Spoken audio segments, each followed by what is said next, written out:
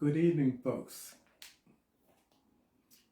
Day 6 of mind training and homotherapy. Effort to acquaint you with Agnihotra, purification of the atmosphere through the agency of fire, and the principles and practices that support and expand the influence of Agnihotra. Today I'm coming to you from Cheverly, Maryland. In the past it's always been Woodstock, Maryland. But now we're down the road a little bit, closer to DC in Cheverly, Maryland. Today's time, according to the Agnihotra Buddy app, in this location in Cheverly, Agnihotra is going to be 7:20 and 19 seconds. 7:20 and 19 seconds. As we said before, it changes from location to location, and it's about doing the exact timings. And to be quite frank with you, there are different ways that people assess what is sunrise and sunset. This is the one that is used by most scientists, and worldwide we use that one. But if you just pick up your phone and say what's the time of sunrise and sunset, you may get some various numbers. But this app is the one that is considered most accurate. And as I've said before, you can also just go to agnihotra.org to that website, and it will give you that information and the timings like that. So I hope things have been going well with you. Lots of drama in the world.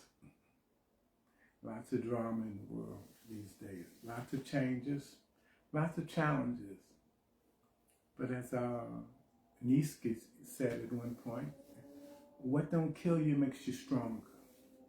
The whole issue of resilience, that challenges are there to help us build our muscles, get clear in our thinking, be more focused so we can actualize our potential.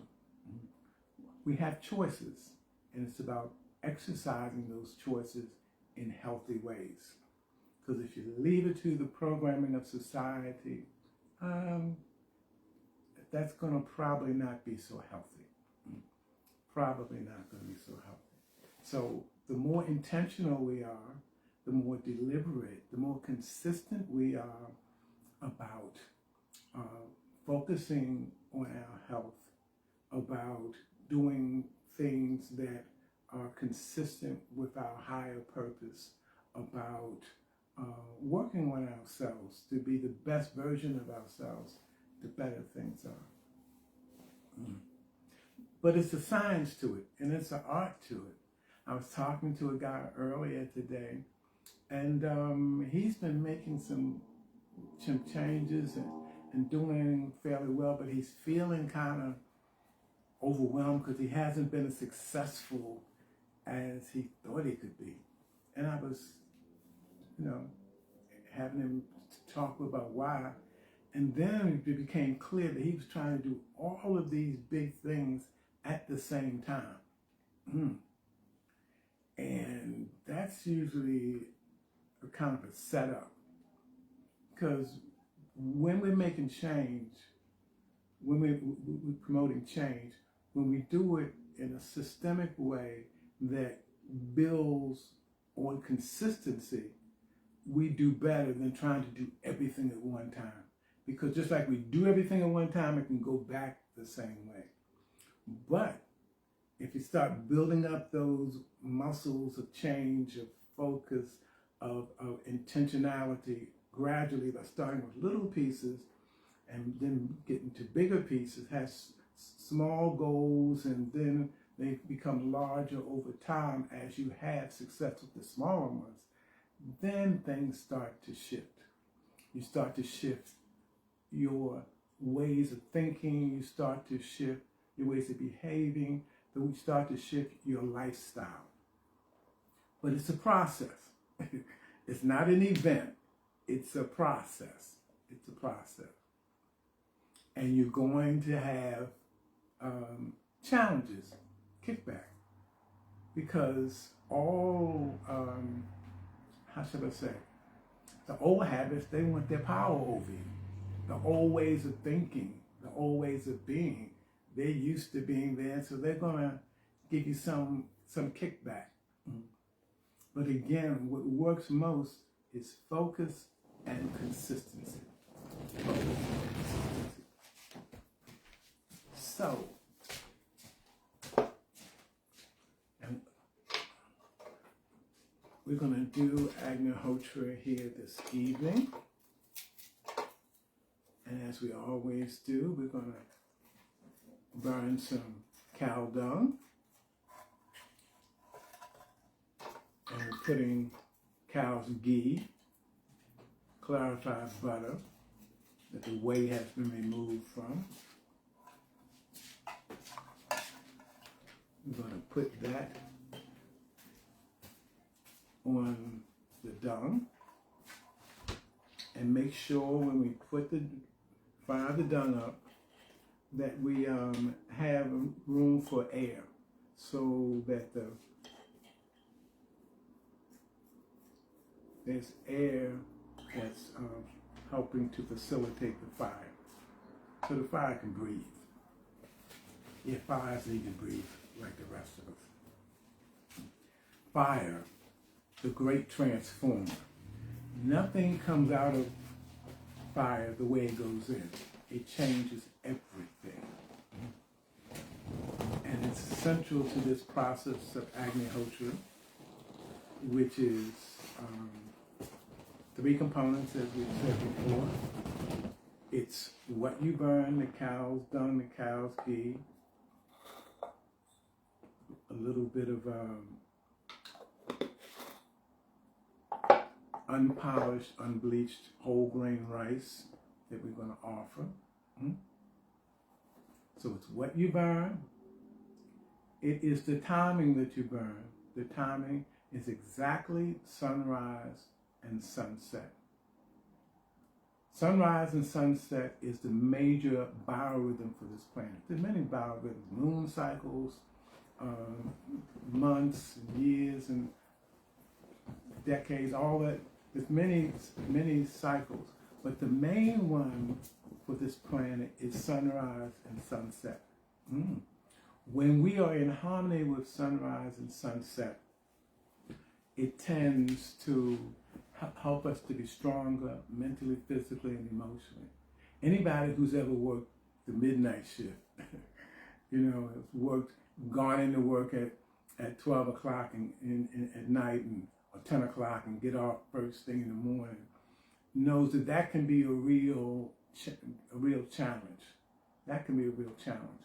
When we're moving in harmony with the circadian rhythm of sunrise and sunset, it is reinforcing and strengthening many ways. Incidentally, for many of us, the most productive time of the day is right before sunset. Between 4, 5, 6 a.m. Why is that? Because that's the quietest time. That is when things are most still. So some of us write better and meditate and do mantras or whatever. Those times of day can be very reinforcing in a lot of ways. So it's what you burn, the timing you burn it, and the sound vibration, the mantra, the Sanskrit mantra that's chanted at exactly the time as we make the offering. And it comes out, Sanskrit is nobody's mother tongue. It's one of the oldest languages on the planet, and many parts of Sanskrit are in Indo-European languages, but no other languages are in Sanskrit. Reportedly, Sanskrit was heard by seers, and hearing those tones synchronize and energize the fire like that. So what you burn is the timing and the mantra. Those three things combined. And we have about 8 minutes before we actually we'll do the fire. And we'll sit for a couple minutes. And when we sit,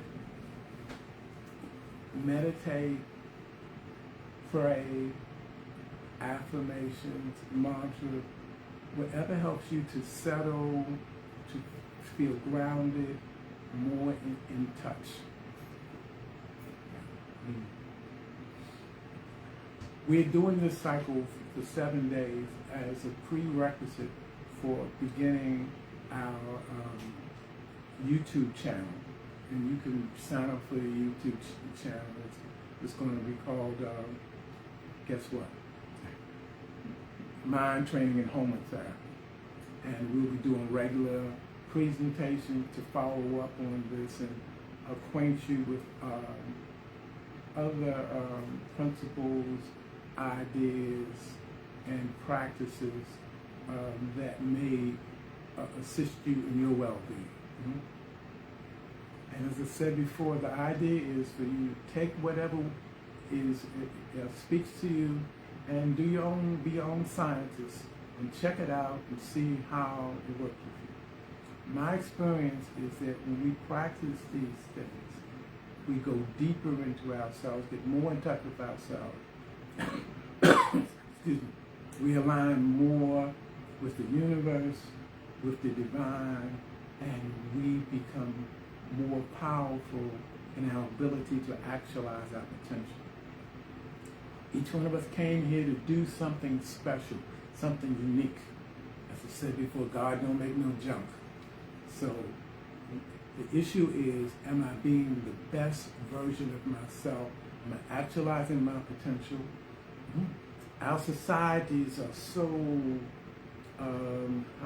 skewed that they have us thinking we all have to be the same way and pass the same tests and meet the same standards in order to be adequate. Saying no. We are all unique. We all bring something to the table. And one of the worst things you can do to yourself or anybody else is compare yourself to somebody else. We all are special. We all are unique. So, we have about 4 minutes. About 4 minutes. I'm sorry, 5 minutes. It's 2019. 5 minutes. When we finish, we'll go back into talking about the 7 rules of thumb. We've gone over no fault finding, single pointedness, discrimination or decision making, and yesterday we went over non-attachment. We had 3 more we're going to go over today, and another little piece I want to add. So,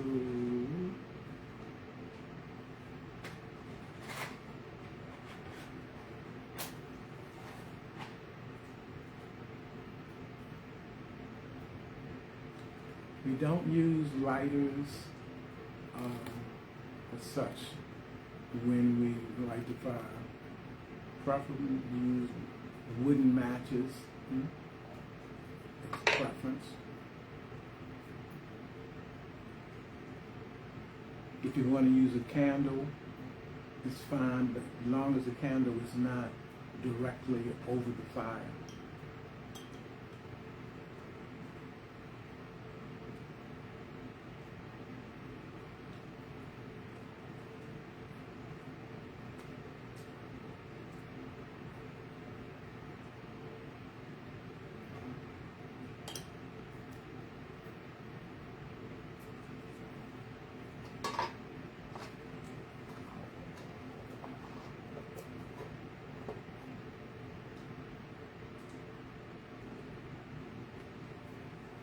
Okay.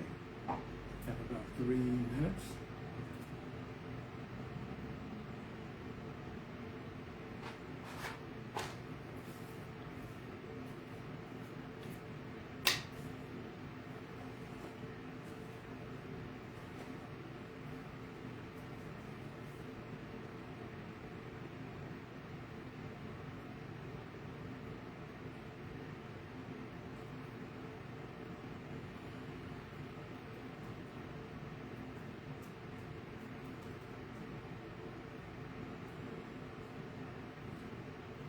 Feel free to take some deep breaths. Every cell in our body appreciates the oxygen and the life force that comes through breathing. Life force known as prana, known as chi, known as N2. The life force. Ultimately, we are all energy. And what do the scientists say about energy? Energy is neither created nor destroyed. It just changes form. About 1.5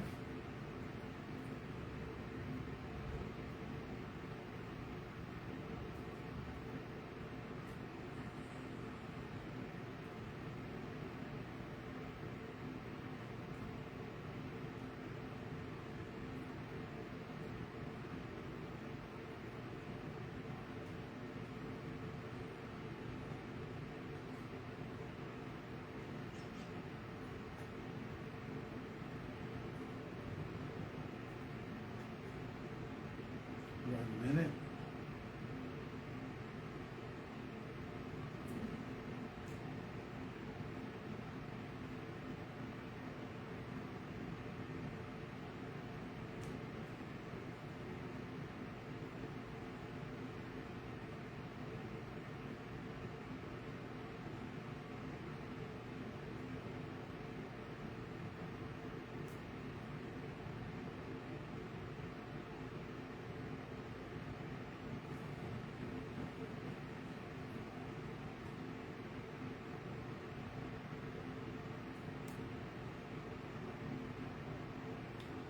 Twenty seconds.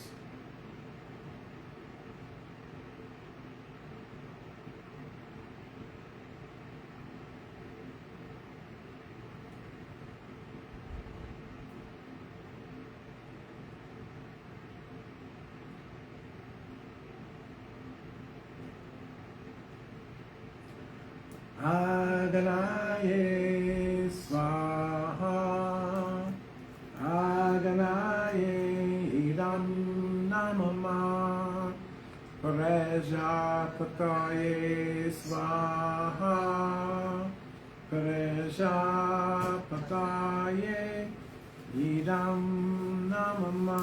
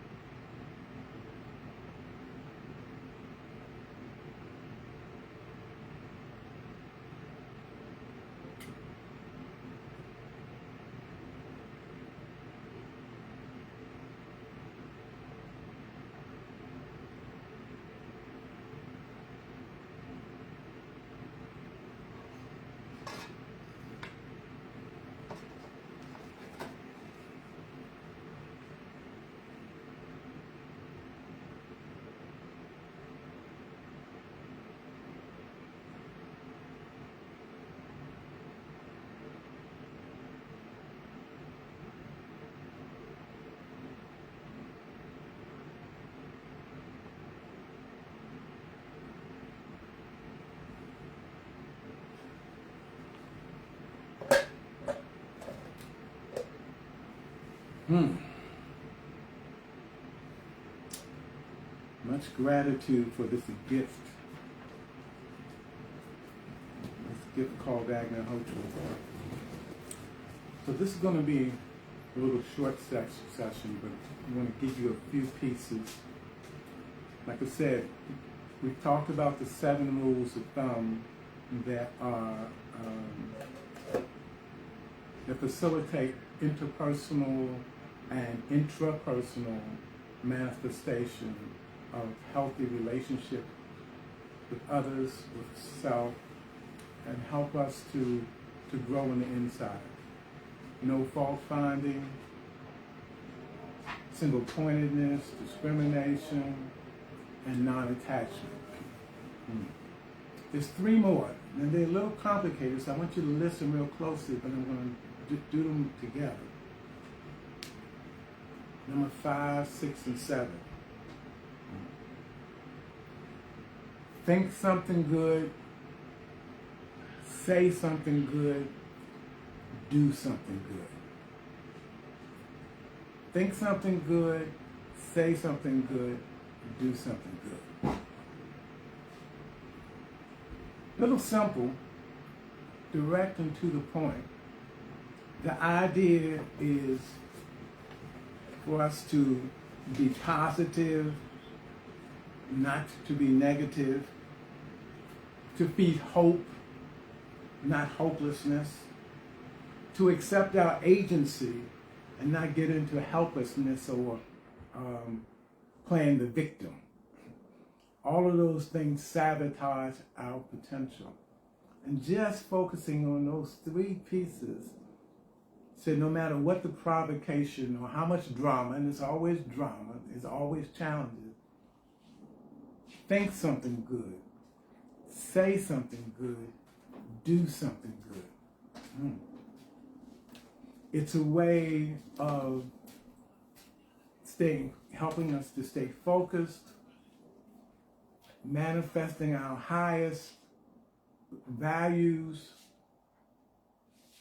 about assisting others and ourselves, being of service. It's a way of being our best selves.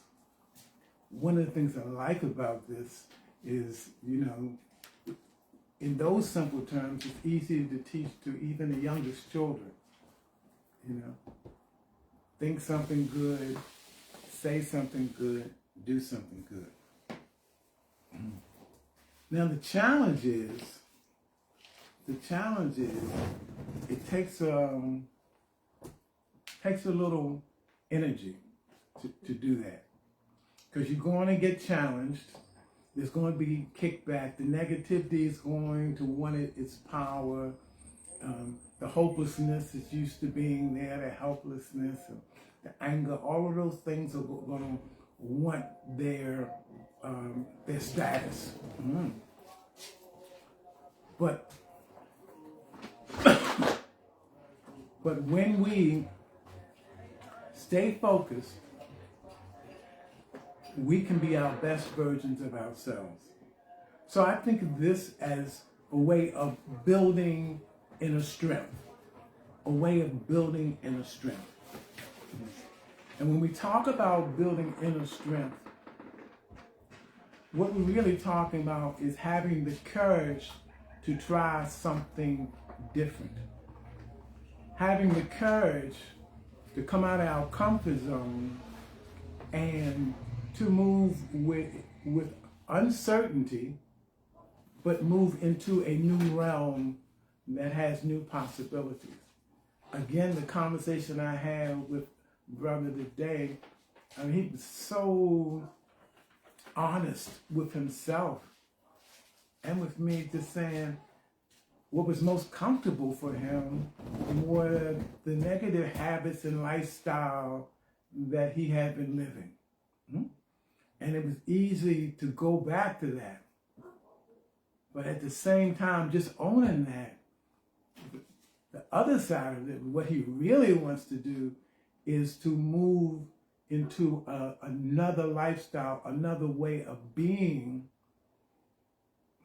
another way of living his life that is healthier. And he's doing it. And he is doing it. Mm-hmm. But it requires courage. So real quickly, some of the different kinds of courage. They're moral courage. Moral courage is about standing up to injustice.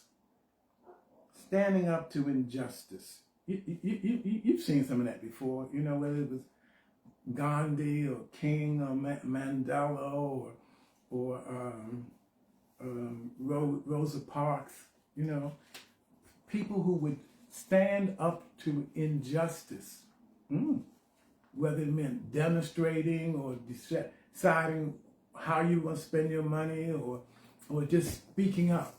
We all get opportunities. It's not the same opportunity, but it takes some moral courage to take a stand.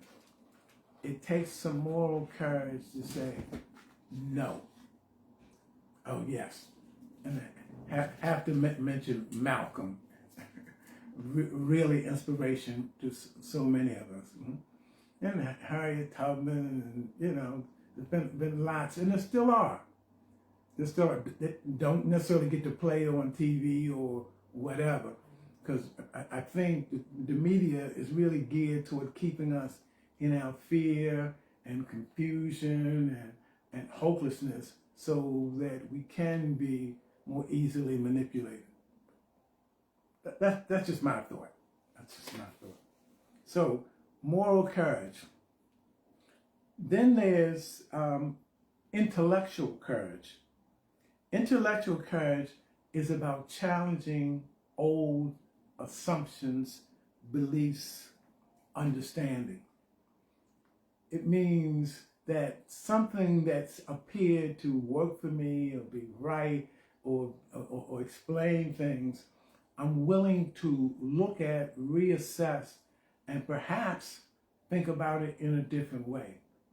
Because so much of what we get in our earlier life comes directly from programming, from our families, which, you know, may be nurturance and love and support, maybe, and may not be, and from our communities and such, but we are definitely in the stage of being programmed. The older we get, the more we can make decisions about how we're going to program, how we're going to educate ourselves, what we're going to expose ourselves to, and how well some of those old assumptions, ideas, beliefs, experiences, how they are interpreted for us at this stage of our development. Because life is a school, and it's constantly giving us feedback to teach us, to guide us, to help us to be better. When we lock down and say, I know, and I got this, that shuts things off. But when we are open, we have an open heart. Because tell you a secret, the heart is one of the main parts of the mind. The heart, it's not just the brain, it's the heart, it's the gut, intuition, all of that is part of the mind. And when we are willing and able to reassess some of our beliefs, to re-examine some of our experiences, to look for new meanings and lessons and stuff like that, that's intellectual courage. That's intellectual courage. I'm willing to look at it different. And I'll add to that even emotional courage, because when I'm willing to go back and look at an experience that hurt me, and I'm really able to look at it in a different light, maybe with some compassion for the person who helped me, because hurt people. Maybe it's with some understanding of some lessons that I learned about that. Was the brother told me that I talked to. He said, you know, I'm realizing that all those things that I've been through that was so hurtful and damaged have helped me to be who I am. Well, that was another one. Help me to be who I am. Because everything is given to us to help us to grow in some way. So that intellectual courage, but also emotional courage, the willingness to look at emotions in a different way.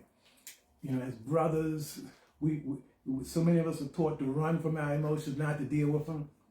And when we don't deal with emotions, emotions deal with us. Mm-hmm. So it takes some courage to really say, as I said, to cry, to allow myself to hurt, to feel sad, to grieve. You know, it may change, you know, because I let myself experience it, to soak it in, and then I let it go. Then I let it go after I've absorbed the message. That's intellectual and emotional courage. And then there's disciplined courage. What disciplined courage is about maintaining your topper, your discipline, even when it's challenged. Like I say, you always, no matter what you say you're going to do that's new or different, I'm going to get up earlier, I'm going to stop cursing, I'm going to save money, I'm going to go over here and do that. Whatever you say you're going to do, there's going to be a challenge to it. But it takes courage to go into the unknown and uncertainty and move away from what you're comfortable with, that is commonly called addictions or habits. And then the last one is empathetic courage. Empathetic courage is about recognizing that all of us have biases. If you don't like the word biases, call them preferences. But if I can recognize that I have biases, then that helps me to be able to look past them. When I say this is something that's a result of my experience, my education, my programming, seeing this a certain way, but I'm willing to step out of that to examine stuff from a larger point of view. That to me is empathetic courage. That's when you really start to trust the process and trust yourself.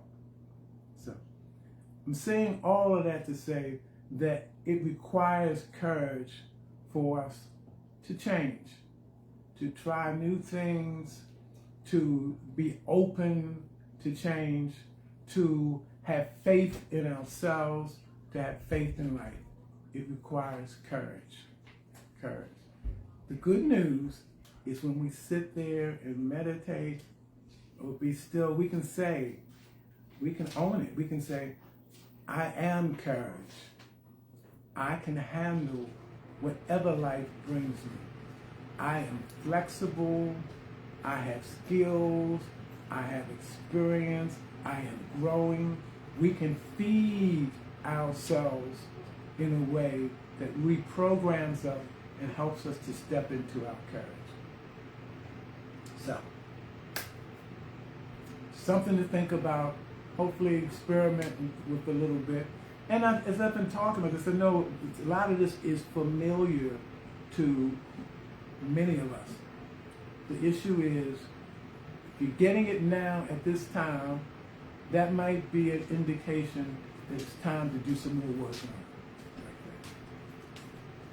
So I'll say blessings of peace, of prosperity, of health. Continue to grow, to be curious, to trust yourself, to exercise your courage in reaching for your highest understanding, manifestation, your highest actualization of yourself. Peace and blessings. I'll check you out tomorrow evening.